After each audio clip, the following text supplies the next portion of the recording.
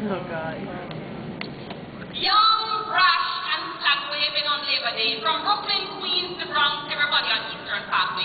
Hips rolling to the sweat of the carnival sway. Heads wrapped tight in black. Yellow paint on the body. Just a little bit of green. Just enough green inside the bag. New York is where Jamaicans are happening. Yes, my dear, it has finally become hip to be the coconut. Cool to know the lyrics of the latest reggae hit song. It won't be long now before Mr. Colin Powell becomes Colin again. Before we who pay all these taxes convince the IMF to forgive our country a debt we could never pay off unless we start selling to darker-skinned citizens again. Jamaica is the kind of place that foreigners fall in love with. During spring break, honeymoon, retirement, vacation, we are the perfect spot for tanning, for keeping tabs on Fidel Castro, for eating too much and sleeping too little. This is a place of servants and summer nights and all-inclusive hotels. And still, the natives leave the rock in droves every year.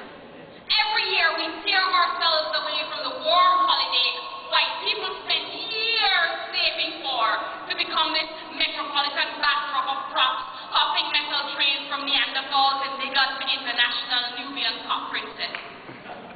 But that warm holiday that we speak of ain't never been for the poor. Sex on the beach and time to enjoy has always been reserved for the wealthy and the wealthy's friends. So some of us move a little further north where we can afford to buy jiggy clothes, where we can make money for records that refer to women as hoes. We become hip when our accents are dipped in US dollars. Our colors become less blue when we are less true to where we come from.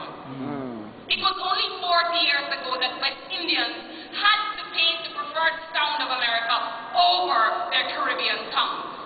Black sunshine boys of the 1960s had to bleed to become any kind of American. Blow by ignorant blow, they learned to fight back or to run from the teachers they could not tell about the white mouths that spat on them, about the frightened black faces that could not claim them back then. New day that this is, Bob Marley has become the most revered prophet of mainstream America, and every other bitch with dreads on our heads is calling herself a Rasta. We are no longer other. Having been assimilated, bought and sold in the global economy of identities, the White House is steady working on providing new targets for the Ku Klux Klan. Genetically engineered hamburgers are being marketed to the average Afghanistan. Right now, the capture of Kabul is so much more exotic than Kingston.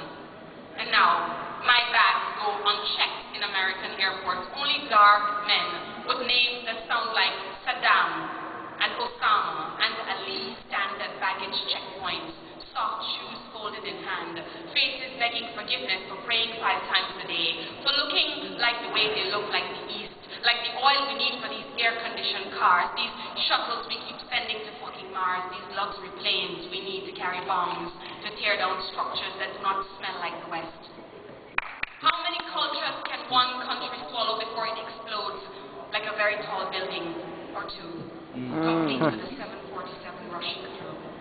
And when it finally crumbles, will all of this have been worth the view?